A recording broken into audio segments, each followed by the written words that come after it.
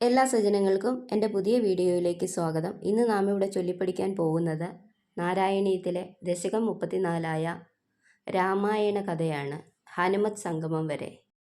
രാമായണ കഥ 2 ദശകമായിട്ടാണ് നാരായണീയത്തിൽ ഉൾപ്പെടുത്തിയിരിക്കുന്നത്.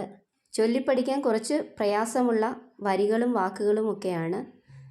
കുറേ തവണ ചൊല്ലിപ്പഠിച്ചാൽ മാത്രമേ നല്ലവണ്ണം ചൊല്ലാൻ പറ്റൂ. ആദ്യം തന്നെ നമുക്ക് ദശകത്തിലെ ഓരോ ശ്ലോകത്തിൻ്റെയും അർത്ഥം മനസ്സിലാക്കാം. രാക്ഷസ രാജാവായ രാവണന്റെ ആക്രമണത്തെ ഭയപ്പെട്ട ദേവന്മാർ മഹാവിഷ്ണുവിൽ അഭയം പ്രാപിക്കുകയും അദ്ദേഹത്തോട് രാവണവധം നടത്തണമെന്ന് അഭ്യർത്ഥിക്കുകയും ചെയ്തു. തുടർന്ന് രാവണവധത്തിനായി കോസലമെന്നു പേരുള്ള അയോധ്യയിൽ ഋഷ്യശൃംഗ മഹർഷി പുത്രകാമേഷ്ടി യാഗം നടത്തുകയും യാഗപ്രസാദമായ പായസം ദശരഥ മഹാരാജാവിന് നൽകുകയും അദ്ദേഹം തൻ്റെ 3 ഭക്തിമാർക്ക് ഒരേ സമയം ഈ പായസം നൽകിയതിനാൽ അവർ 3 പേരും ഒരേ സമയം ഗർഭവതികളാവുകയും ഭഗവാന്റെ അവതാരമായ ശ്രീരാമനോടൊപ്പം ഭരതൻ, ലക്ഷ്മണൻ, ശത്രുഘ്നൻ എന്നിങ്ങനെ 4 പുത്രന്മാർ ഉണ്ടാവുകയും ചെയ്തു. ഇതാണ് ശ്ലോകം 1-ന്റെ അർത്ഥം. തുടർന്ന് തൻ്റെ പിതാവിൻ്റെ നിർദ്ദേശപ്രകാരം കൗശികനെന്നു പേരുള്ള വിശ്വാമിത്ര മഹർഷിയുടെ യാഗം രക്ഷിക്കാനായി അദ്ദേഹം ലക്ഷ്മണനോടൊപ്പം അയോധ്യയിൽ നിന്ന് പുറപ്പെടുന്നു. അങ്ങനെ മഹർഷി ഉപദേശിച്ചു കൊടുത്ത 2 മന്ത്രങ്ങൾ കൊണ്ട് തൻ്റെ മാർഗതടസ്സം അകറ്റി ജനങ്ങളുടെ നന്മയ്ക്കായി വിശ്വാമിത്ര മഹർഷിയുടെ ഉപദേശപ്രകാരം താടക എന്ന രാക്ഷസിയെ വധിച്ചു. മഹർഷിയിൽ നിന്ന് തന്നെ ദിവ്യാസ്ത്രങ്ങളെല്ലാം കരസ്ഥമാക്കി സിദ്ധാശ്രമം എന്ന തപോവനത്തിൽ പ്രവേശിച്ചു. ഇതാണ് 2-ാം ശ്ലോകത്തിൻ്റെ അർത്ഥം.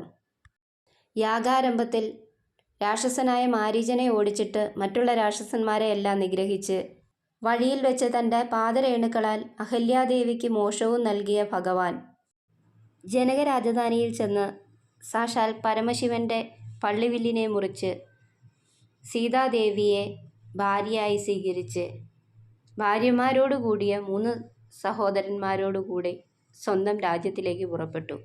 ഇതാണ് ശ്ലോകം 3-ന്റെ അർത്ഥം. ഭൃഗുവംശത്തിൻ്റെ അലങ്കാരമായ ശ്രീ പരശുരാമൻ കോപം കൊണ്ട് വഴിയിൽ വെച്ച് തടഞ്ഞ് അദ്ദേഹത്തിൻ്റെ തേജസ്സെ ഭഗവാനിൽ സംക്രമിപ്പിച്ചിട്ട് തിരികെ പോയപ്പോൾ ഭഗവാൻ അയോധ്യയിലേക്ക് പോയി. അങ്ങനെ സുന്ദരരൂപിയായ ഭഗവാൻ സ്വപത്നിയോടുകൂടി സുഖമായി വസിച്ചു വരികയായിരുന്നു. ഒരിക്കൽ ഭരതൻ ശത്രുഘ്നനോടുകൂടി അമ്മാവൻ്റെ ഗൃഹത്തിലേക്ക് പോയ സമയം പിതാവിനാൽ ആരംഭിക്കപ്പെട്ട ഭഗവാന്റെ അഭിഷേകം കൈകേയിയാൽ മുടക്കപ്പെട്ടു. ഇതാണ് ശ്ലോകം 4-ന്റെ അർത്ഥം. അച്ഛൻ്റെ ആജ്ഞ അനുസരിച്ച് ധനുഷ്ധാരിയായി അനുജനോടും പത്നിയോടും ഒരുമിച്ച് വനത്തിലേക്ക് പുറപ്പെട്ട ഭഗവാൻ വഴിയിൽ വെച്ച് കൂടെ വന്നവരെ മടക്കി അയച്ച് ഗുഹ രാജധാനിയെ കടന്ന് പിന്നീട് വഴിയരികിൽ ആ ഭരദ്വാജ മഹർഷിയെ നമസ്കരിച്ച് അദ്ദേഹത്തിൻ്റെ വാക്യമനുസരിച്ച് ചിത്രകൂടം എന്ന പർവ്വതത്തിൽ പരമസുഖമായി ജീവിച്ചു വന്നു. ഇതാണ് ശ്ലോകം 5-ന്റെ അർത്ഥം. അനുജനായ ഭരതനിൽ നിന്നും പുത്രൻ്റെ വിരഹത്തിൽ വേദനിച്ച് തൻ്റെ പിതാവിൻ്റെ മരണവാർത്ത കേട്ട് ദുഃഖിതനായി അദ്ദേഹം പിതാവിൻ്റെ ഉദകക്രിയകൾ ചെയ്യുകയും ഭരതന് പാദരക്ഷകളും രാജ്യത്തെയും ഏൽപ്പിക്കുകയും ചെയ്തു. അനന്തരം അത്രി മഹർഷിയെ വണങ്ങി ദണ്ഡകാരുണ്യത്തിലെത്തി ഭീമാകായനായ വിരാതൻ എന്ന അസുരനെ വധിച്ചു. അല്ലയോ ഭഗവാൻ, ശരഭംഗൻ്റെ സദ്ഗതിയെ സന്തോഷത്തോടുകൂടി ദർശിച്ചു എന്നാണ് 6-ാം ശ്ലോകത്തിൻ്റെ അർത്ഥം. അതിനുശേഷം ഭഗവാൻ താപസന്മാർക്ക് പ്രിയത്തെ നൽകുന്നവനായി മാറി രാക്ഷസ വംശത്തിൻ്റെ ഉന്മൂലനാശത്തെ പ്രതിജ്ഞ ചെയ്തു. അനന്തരം അഗസ്ത്യ മഹർഷിയെ നമസ്കരിച്ച് ആ മുനിയിൽ നിന്ന് വൈഷ്ണവമെന്ന ദിവ്യചാപവും ബ്രഹ്മാസ്ത്രവും മറ്റ് ദിവ്യാസ്ത്രങ്ങളും നൽകപ്പെട്ട ശേഷം പിന്നീട് വഴിയിൽ അച്ഛൻ്റെ സുഹൃത്തായ ജടായുവിനെ കണ്ട് സന്തോഷത്തോടെ ഗോദാവരി തീരത്തിലുള്ള പഞ്ചവടിയിൽ സീതാദേവിയോടുകൂടി പണ്ട് പരമസുഖത്തോടെ വിഹരിച്ചുവല്ലോ എന്നാണ് 7-ാം ശ്ലോകത്തിൽ പറയുന്നത്. ക്ഷയിക്കാത്ത പരാക്രമത്തോടു കൂടിയ ഭഗവാനിൽ കാമം കൊണ്ട് മനസ്സിളകുകളായി അവിടെ വന്നു ചേർന്ന് ശൂർപ്പണഖയുടെ പ്രാർത്ഥനകളാൽ ക്ഷമ നശിച്ച് അവളെ ലക്ഷ്മണൻ്റെ സമീപത്തിലേക്ക് പറഞ്ഞയച്ചിട്ട് വർദ്ധിച്ച കോപത്തോടു കൂടിയ ആ ലക്ഷ്മണനാൽ ഛേദിക്കപ്പെട്ട നാസികയോടുകൂടിയ അവളെ കണ്ട് കോപാക്രാന്തനായി അവിടെ വന്നെത്തിയ ഖരൻ കൂടാതെ 10,000-ലധികം അസുരന്മാരെയും ഒരു നൊടിക്കിടയിൽ കൊന്നൊടുക്കിയെന്നാണ് ശ്ലോകം 8 പറയുന്നത്. സഹോദരിയിൽ നിന്നും പറഞ്ഞറിഞ്ഞ വർത്തമാനങ്ങൾ കേട്ട് വിവശനായ രാവണൻ മാരീചനാകുന്ന മായാമൃഗത്തെ സീതാദേവിയുടെ അടുത്തേക്ക് പറഞ്ഞയച്ചു. സീതാദേവി അതിൽ ആകൃഷ്ടയായി. അതിനെ പിന്തുടർന്ന് ബാണം പ്രയോഗിച്ച് ശ്രീരാമൻ വധിച്ചു. ആ മായാവിയുടെ കപടമായ കരച്ചിൽ കേട്ട് ലക്ഷ്മണനെ പറഞ്ഞയച്ച ആ സീതാദേവിയെ രാവണൻ കട്ടുകൊണ്ടുപോയി. അതിനാൽ ഭഗവാൻ ദുഃഖാർത്തനായി. എന്നാലും രാവണനെ കൊല്ലുന്നതിനൊരു കാരണം ലഭിച്ചതിനാൽ മനസ്സുകൊണ്ട് അതിയായി സന്തോഷിച്ചു എന്നാണ് ശ്ലോകം 9 പറയുന്നത്. പിന്നീട് ഭഗവാൻ ആ സീതാദേവിയെ തിരഞ്ഞു നടക്കുമ്പോൾ രാവണൻ എന്നെ നിഗ്രഹിച്ച് അങ്ങയുടെ പത്നിയെയും കൊണ്ടുപോയി എന്നിങ്ങനെ പറഞ്ഞുകൊണ്ട് ജടായു പരലോകം പ്രാപിച്ചപ്പോൾ സുഹൃത്തായ ആ പക്ഷിയുടെ സംസ്കാര കർമ്മങ്ങൾ ശ്രീരാമൻ വേണ്ട വിധത്തിൽ ചെയ്തു. പിന്നീട് വഴിയിൽ പിടികൂടിയ കബന്ധനെ നിഗ്രഹിച്ചു. പമ്പാ നദീതീരത്തിൽ ശബരി ആശ്രമത്തിൽ പോയി ശബരിയെ ദർശിച്ച് ഭഗവാന്റെ തന്നെ ഏറ്റവും ഭക്തനായ ഹനുമാനുമായി കൂടിച്ചേർന്ന് സന്തുഷ്ടചിത്തനായി തീർന്ന അല്ലയോ ഗുരുവായൂരപ്പ, ഭഗവാനെ എന്നെ കാത്തരുളേണമേ എന്നാണ് ശ്രീമൻ നാരായണ ഭട്ടതിരിപ്പാട് ശ്ലോകം 10 അപേക്ഷിക്കുന്നത്. നമുക്ക് ചൊല്ലിത്തുടങ്ങാം. ശ്രീമദ് നാരായണീയം ദശകം 34 രാമായണ കഥ ഹനുമത് സംഗമം വരെ. ഓം നമോ ഭഗവതേ വാസുദേവായ.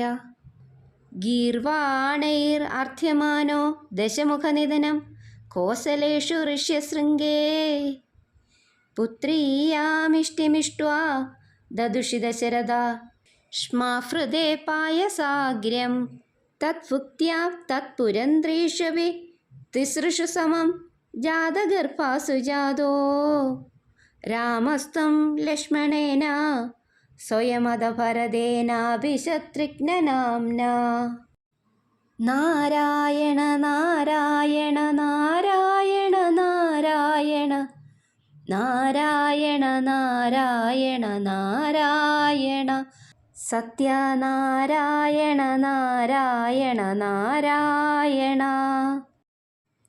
കോദണ്ഡീ കൗശികസ്യ കൃതുവരമവിദം ലക്ഷ്മണേനാനുയാതോ യാദോ ഭൂസ്താദവാച മുനികഥിതമനുദ്വന്ദ്വശാന്താദ്വഖേദ ന്യൂനാന്ത്രാണായ ബാണൈർ മുനിവചനബലാത് താടകാം പാടയിത്വാ ലബ്ധ്വാസ്മാത് അസ്ത്രജാലം മുനിവനമഗമോ ദേവസിദ്ധാശ്രമാഖ്യം മാരീചം ദ്രാവയിത്വാ മഖശിരസി ശരേർ അന്യരക്ഷാംസി നിഘ്നൻ കല്യാം കുർവൻ അഹല്യാം പതിപദരജസാ പ്രാപ്യ വൈദേഹഗേഹം ബിന്ദാന ചാന്ദ്രചൂഡം ധനുരവനിസുതാം ഇന്ദിരാമേവ ലബ്ധ്വാ രാജ്യം പ്രാതിഷ്ഠതാസ്ത്വം ത്രിഭിരപി ച സമം ഭ്രാതൃവീരൈ സദാരൈ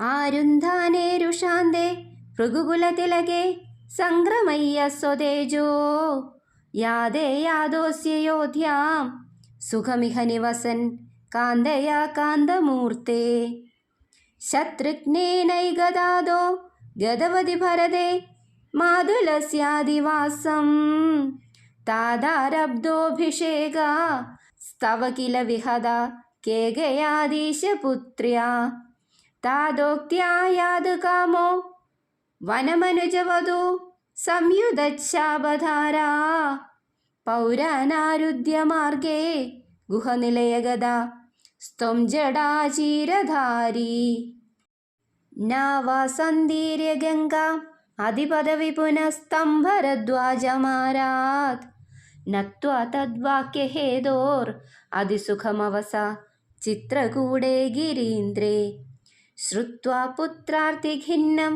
ഖലു ഭരതമുഖാത് സ്വർഗയാദം സ്വതാതം തപ്തോ ദത്താംബു തസ്മൈ നിദദിത ഭരതേ പാദുകാം മേദിനീം ച അത്രീനത്വാദഗത്വാ വനമതിവിപുലം ദണ്ഡകം ചണ്ഡകായം ഹത്വാ ദൈത്യം വിരാതം സുഗതിമകലയാ ചാരുപോഷാരഭംഗീ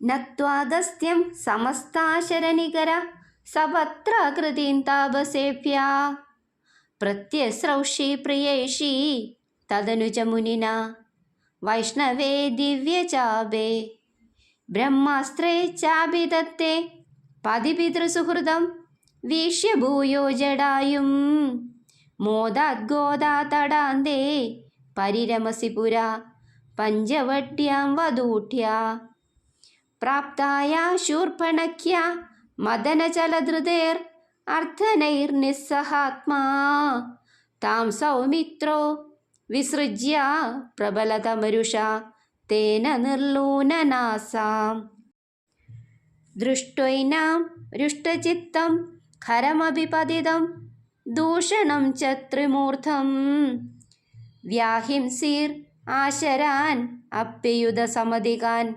തത്ക്ഷണാത് അശ്രതോഷ്മാ സോദര്യാ പ്രോക്തവാർത്ത വിവശദശമുഖാത് ഇഷ്ടമാരീജമായാ സാരംഗം സാരസാക്ഷ്യാ സ്പൃഹിതമനുഗത പ്രാവതീർ ബാണഘാതം തന്മായാക്രന്ദനിര്യാപിത ഭവതനുജാം രാവണസ്താം അഹാർഷീത് തേനോർത്തോപി ത്വമന്താ കിമപി മുദമധാ സ്തദ്വദോപായലാഭാത് ഭൂയസ്ത്വന്നീം വിജിന്വൻ അഹൃതദശമുഖ സ്ത്വദ്വധൂം മദ്വദേനേതി ഉക്ത്വായാദേ ജടായൗ ദിവമദസുഹൃദാ പ്രാതനോ പ്രേതകാര്യം ഗൃഹ്ണാനം തം കബന്ധം ജഗനിതശബരി പ്രേക്ഷ്യ പമ്പാതടേ ത്വം സംപ്രാപ്തോ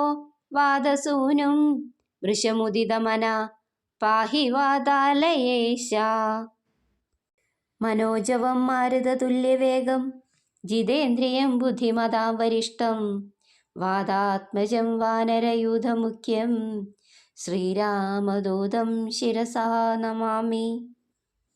ശ്രീ ഹരിയേ നമ. ശ്രീ ഗുരുവായൂരപ്പ ശരണം. ഈ 10ാം ശ്ലോകത്തിലാണ് ഹനുമാൻ സ്വാമി ആദ്യമായി ശ്രീരാമദേവനെ കണ്ടുമുട്ടുന്നത്.